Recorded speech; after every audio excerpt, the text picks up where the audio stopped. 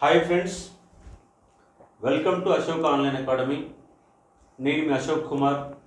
మన పక్కన ఉన్నటువంటి సీనియర్ ఫ్యాకల్టీ భద్రు సార్. ఇవాళ తెలంగాణ రాష్ట్రంలో 9168 ఉద్యోగాలకు సంబంధించి గ్రూప్ 4 ఉద్యోగాలకు సంబంధించి ఆర్థిక శాఖ ఆమోదం పొందింది. ఆర్థిక శాఖ ఆమోదం పొందింది, ఇప్పట్లో నోటిఫికేషన్ రాదు అన్నటువంటి భ్రమలను పక్కన పెట్టండి. ఎందుకంటే ఇది ఎన్నికల కాలం. మన కోసం వేసిన ఉద్యోగాలు కావు ఇవి.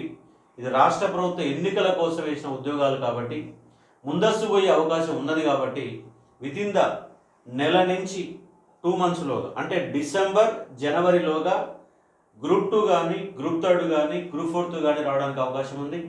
ఎస్ఐ కానిస్టేబుల్లో 17,000 ఉద్యోగాలు ఉంటే, ఎస్ఐ కానిస్టేబుల్ తర్వాత అత్యధిక ఉద్యోగాలు వచ్చేటటువంటి ఒక కాన్సెప్ట్ ఏంటంటే గ్రూప్ 4 జాబ్స్.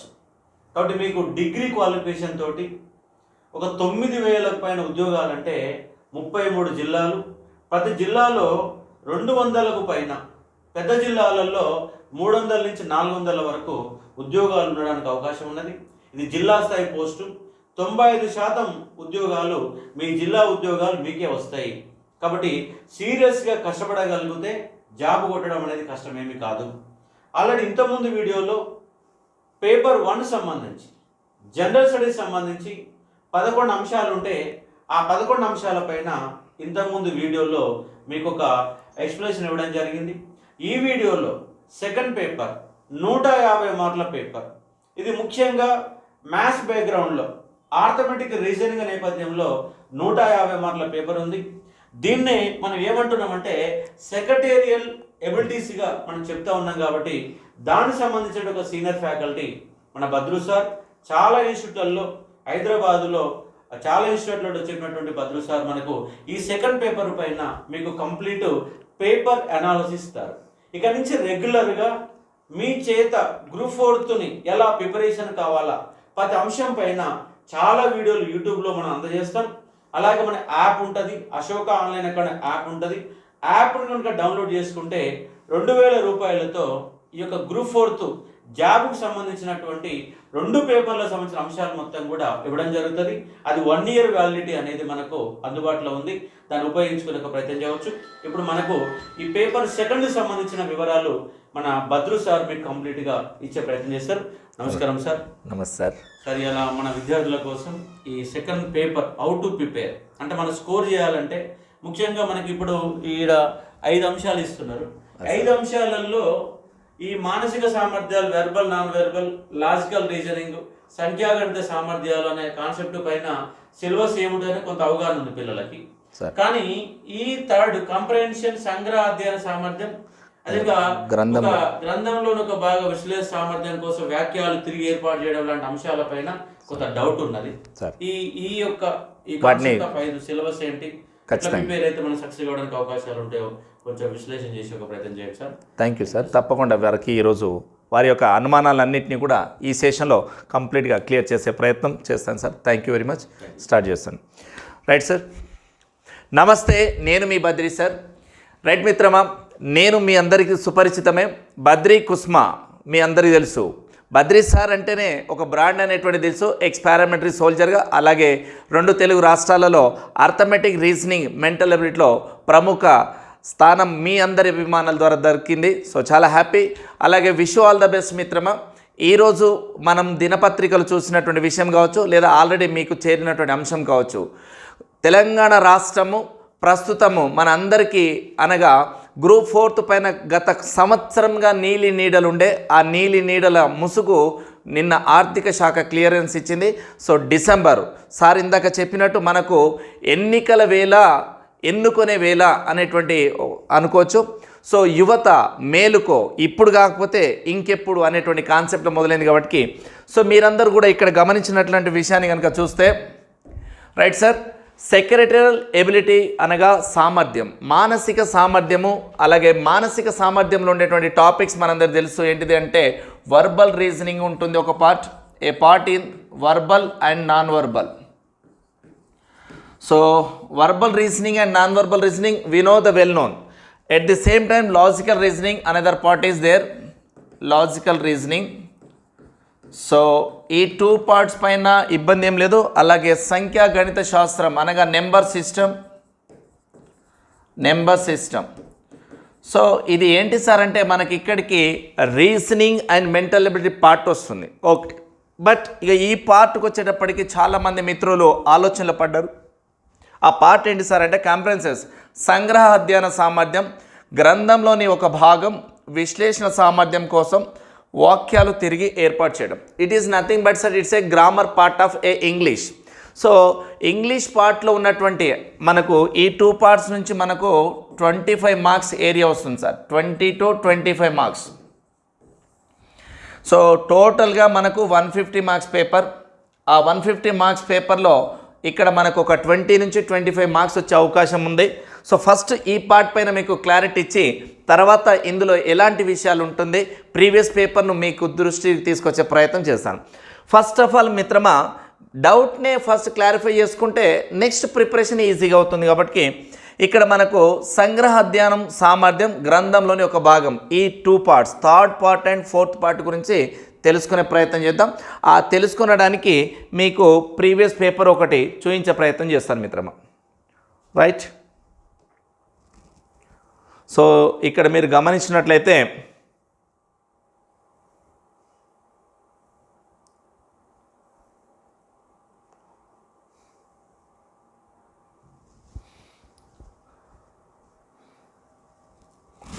ఓకే,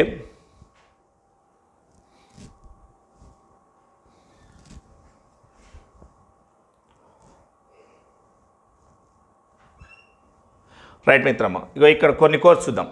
రైట్, ఇగో ఇక్కడ ఈ క్వశ్చన్ కనుక చూసినట్లయితే find out the proper sequence of the following sentence to form a meaningful paragraph. అంటే ఇక్కడ మీరు సంగ్రహ అనే పదం వాడినగా కాంప్రహెన్సివ్ అని చెప్పి చూడండి.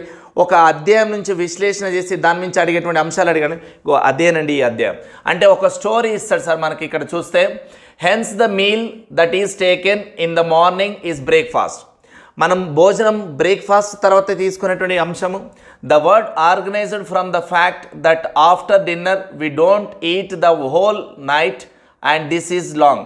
అంటే ఇక్కడ మనకు ఏ పని ఫస్ట్ చేయాలి, ఏ పని తర్వాత రెండో విషయం, అలా స్టోరీ మేకింగ్ ఉంటుంది. ఇది మనకి ఎక్కడ దొరుకుతుంది సార్ అంటే 10th క్లాస్ అలాగే +2 మరియు డిగ్రీ స్టాండర్డ్లలో 10+2 ప్లస్ డిగ్రీ స్టాండర్డ్లో ఇంగ్లీష్కు సంబంధించినటువంటి బుక్ ఓపెన్ చేస్తే, ఇంగ్లీష్ బుక్ కనుక ఓపెన్ చేస్తే మనకు అక్కడ స్టోరీస్ వస్తాయి, కాంప్రెసివ్ స్టోరీస్ వస్తాయి. ఆ స్టోరీనే ఇక్కడ వచ్చి అడుగుతాడండి ఆర్డర్లు. అంటే ఇప్పుడు మనము బ్రేక్ఫాస్ట్ ఎప్పుడు చేస్తాం, డిన్నర్ ఎప్పుడు చేస్తాం, లంచ్ ఎప్పుడు చేస్తాం అనేటువంటి దాని మీద ఇక్కడ కాన్సెప్ట్ ఇచ్చాడు సార్. ఆ కాన్సెప్ట్లలో ఫస్ట్ మనకు ఇందులో ఇచ్చిన వాటిలో ఫర్ ఎగ్జాంపుల్ డి ఉంది, people often ask as to why breakfast is important. So ఆ పదం ఫస్ట్. దాని తర్వాత నెక్స్ట్ వచ్చేసి the answer lies in the word breakfast itself. So బ్రేక్ఫాస్ట్కి బ్రేక్ఫాస్ట్ లింకు. నెక్స్ట్ అలాగే the word organized from the fact that after dinner we don't eat the whole night and this is a long time for the body to go without food. So ఇక్కడ ఇచ్చినటువంటి story మొత్తాన్ని ఒక ఆర్డర్లో తీసుకురావడమే అర్థమైందిగా మిత్రమా. సంగ్రహ విశ్లేషణ అంటే మొత్తం విశేషాన్ని ఇక్కడ మనం అర్థం చేసుకుంటా ఉన్నాం. ఇది ఉన్నటువంటి అంటే ఇంగ్లీష్లో ఇలా ఒక 87, 88, 89, 90 అంటే ఒక 5-6 ప్రశ్నలు సార్. అంటే సుమారుగా మనకు ఇక్కడ ఒక 5 మార్క్స్ పైనే ఇలాంటి ఉంటుంది. పోలీస్ సెక్టార్స్ పైన కానీ లేకపోతే ఇక్కడ find out the proper sequence అంటే మనము ప్రజెంట్ ట్రెండ్ తగ్గట్టుగా ఉన్నటువంటి విషయాన్ని కనుక చూస్తే మీరు దయచేసి 10th క్లాస్ ఇంగ్లీష్ +2 ఇక డైరెక్ట్గా చెప్పాలంటే దయచేసి మీరు నవోదయ ప్రిపేర్ అయ్యేటువంటి చిన్నపిల్లల బుక్ ఉంటుంది చూడండి, నవోదయ ప్రిపేర్ దాంట్లో దొరుకుతుంది. లేదు సార్ అనుకుంటే బెస్ట్ థింగ్ మన ఆన్లైన్లోనే నేనే మీకు అందిస్తున్న మాస్టర్. మన బద్రి సార్ చెప్పేటువంటి క్లాసెస్ ఏవైతే ఉన్నాయో మీకు మన ఆన్లైన్ ద్వారా కూడా ఇవంతా అందుతుంది. సో మీరు ఒకవేళ ఓపిక ఉందంటే 10th క్లాస్ ఇంటర్ డిగ్రీ స్టాండర్డ్లో ఉన్న కాంప్రహెన్సివ్ స్టోరీ చదవండి. కొంచెం డెప్త్కి వెళ్తానంటే నవోదయ ఎంట్రన్స్ పిల్లలకు సంబంధించిన బుక్ చదవండి. లేదనుకుంటే మన ఆన్లైన్ ద్వారా దొరికేటువంటి కనుక మీరు రెగ్యులర్ నోట్స్ చేసుకొని ప్రాక్టీస్ చేస్తే 100% ఇందులో మంచి స్కోర్ చేస్తారు. Are you I think you understand sir. Next one, next ఇగో ఇలాగే చూడండి సార్, ఒక 10 క్వశ్చన్స్ దాకా ఉన్నాయి చూడండి. Right sir. సో ఈ 2 పార్ట్స్ నుంచి మనకు ఇగో ఇంకో స్టోరీ సార్. ఇక read the following passage carefully. ఒక ప్యాసేజ్ ఇచ్చాడు, రైట్, గాంధీజీ గురించి ఇచ్చాడు sir. Gandhi represented that the movement the Indian masses in relation to that movement to supreme degree and became the voice of Indian people to the extent. So about the Gandhi మనం అంటే గాంధీ యుగం అంటాంగా, మహాత్మా గాంధీ గారు స్వతంత్ర సంగ్రామంలో ఆయన తీసుకున్న స్టెప్స్ గురించి కావచ్చు, ఆయన గురించి కావచ్చు, అబౌట్ గాంధీ. సో ఆ మహాత్మా గాంధీ గారి గురించి ఒక ప్యాసేజ్ వచ్చి ఆ ప్యాసేజ్కి సంబంధించిన క్వశ్చన్స్ వస్తాయి. సో దాని మీద ఒక 1 2 3 4 5 అంటే అరౌండ్ ఇట్ ఇక్కడ ఒక 5 మార్క్స్. సో ఇట్లా ఒక ప్యాసేజ్ పైన, అలాగే కాంప్రెసివ్ పైన మీకు ఒక ఏ స్టోరీ తీసుకున్నా, ఒక్క స్టోరీ తీసుకున్నంటే 5 మార్క్స్ వస్తాయి sir. So don't miss it this type of method. So please focus on our online classes. Okay.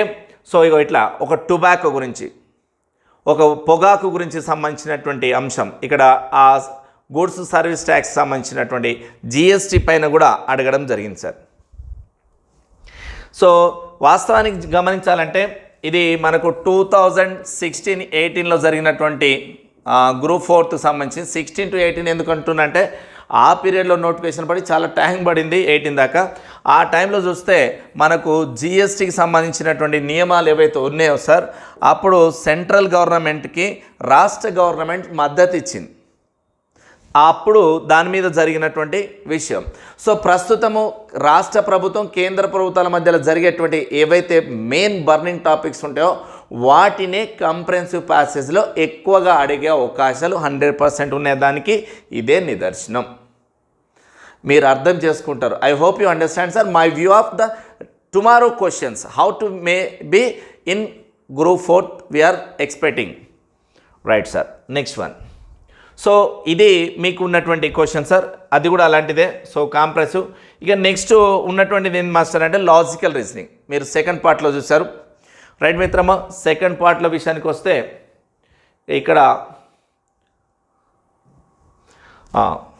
ఇక్కడ మనకు సెకండ్ పార్ట్లోకి వస్తాయి. ఇప్పుడు ఈ 2 పార్ట్స్ గురించి డిస్కస్ చేసాం. ఇప్పుడు సెకండ్ పార్ట్లో లాజికల్ రీజనింగ్ గురించి చూస్తున్నాం. సో లాజికల్ రీజనింగ్కి వచ్చేటప్పటికి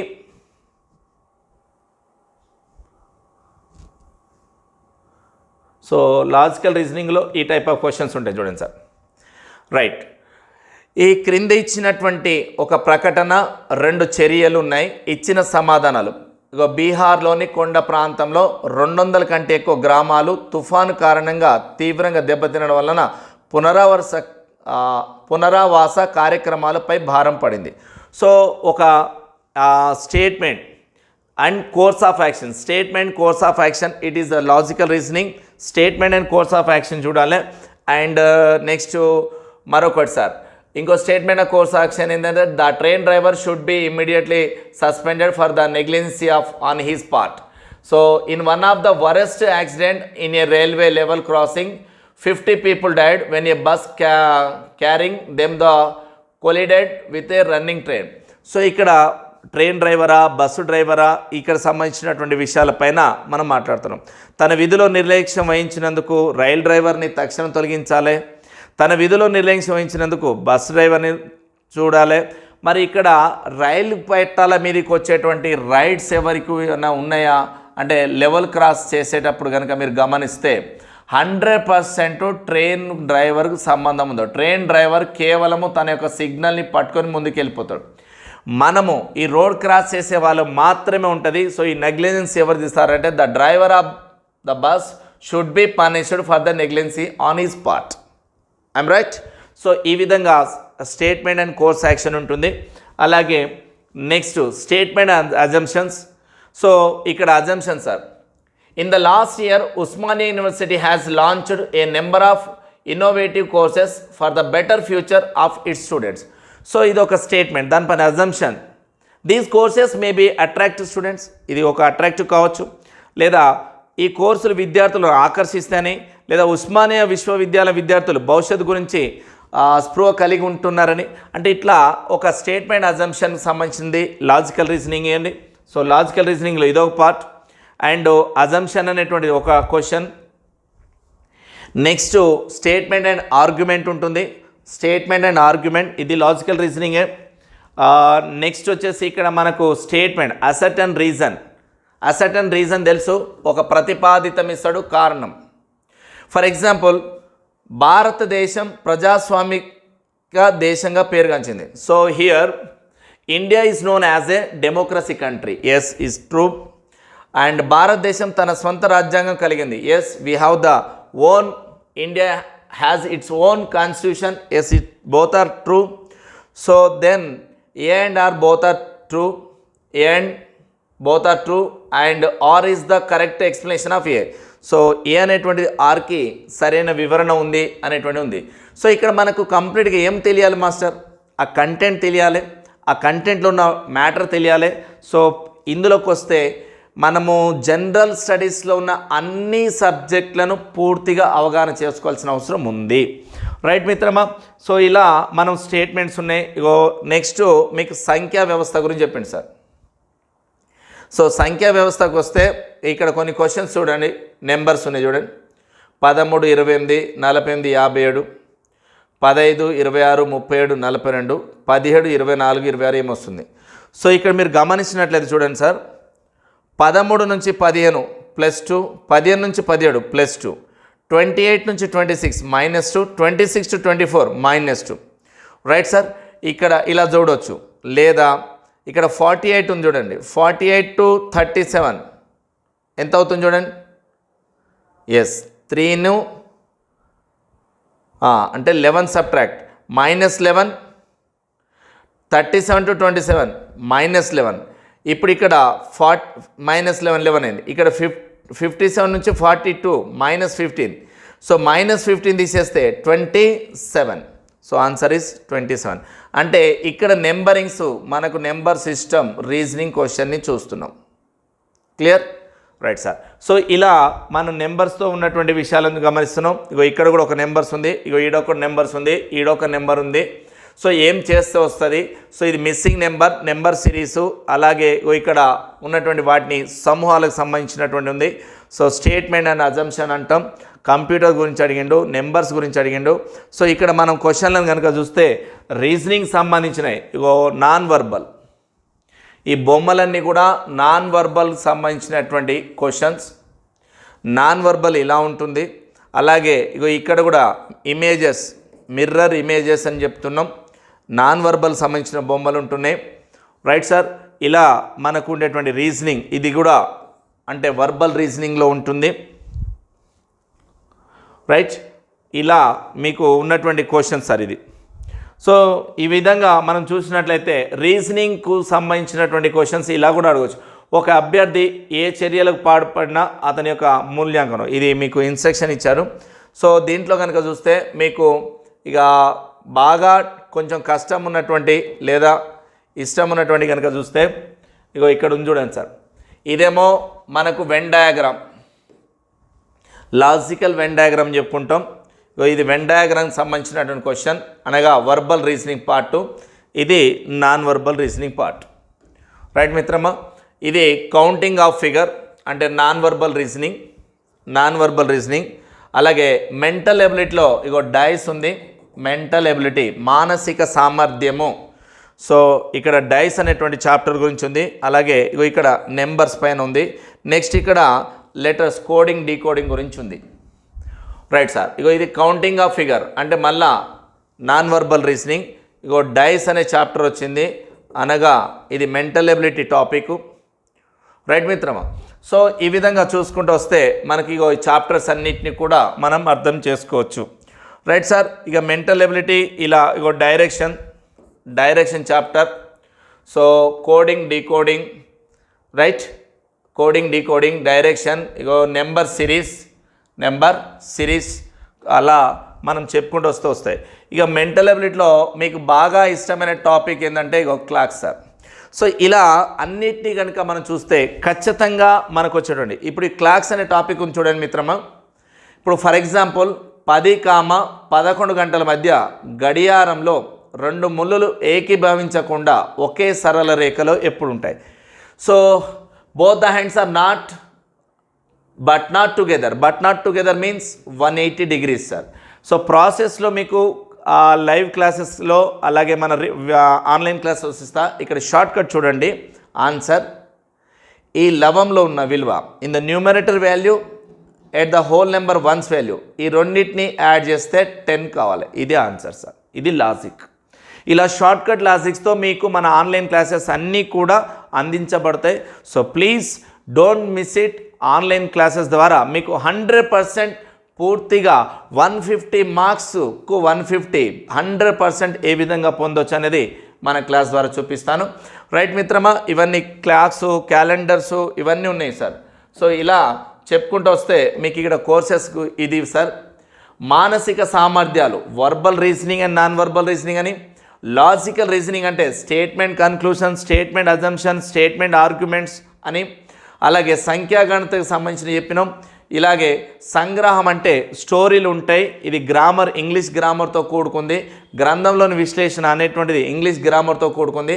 లాజికల్ రీజనింగ్ చెప్పినాం. ఇక నాన్ వర్బల్ గురించి చెప్పినాం. వర్బల్లో ranking, time sequence, directions, blood relations.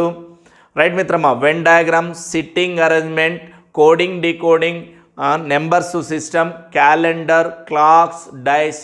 So ఏవేవి ఉన్నాయో అన్ని టాపిక్స్ని కూడా మీకు 100% అందించబడుతుంది. Are you getting my point sir? I hope you sir understand. So మీకు ఈ సెషన్లో బద్రి సార్ అనేటువంటిది కేవలం మీకు ఏం అర్థమయ్యేటువంటి ప్రయత్నం జరిగింది సార్ ఇక్కడ. So please follow Badri Kusma. So మీరు కనుక మన యొక్క ఆన్లైన్ క్లాసెస్ ద్వారా అశోక ఆన్లైన్ అకాడమీ ద్వారా బద్రి సార్ క్లాసెస్ ఏవైతున్నాయో 100% మీరు ఫాలో అయితే ఇక్కడ ఉన్నటువంటి మన లాజికల్ రీజనింగ్ సంబంధించినటువంటి కానీ లేదా సెక్రటరీ ఎబిలిటీకి సంబంధించిన 150 మార్క్స్లో, ఈ 150 మార్క్స్లో మీకు సంఖ్యాగణితం అంటే అర్థమెటిక్ సంబంధించిన కొన్ని క్వశ్చన్స్ వస్తాయి.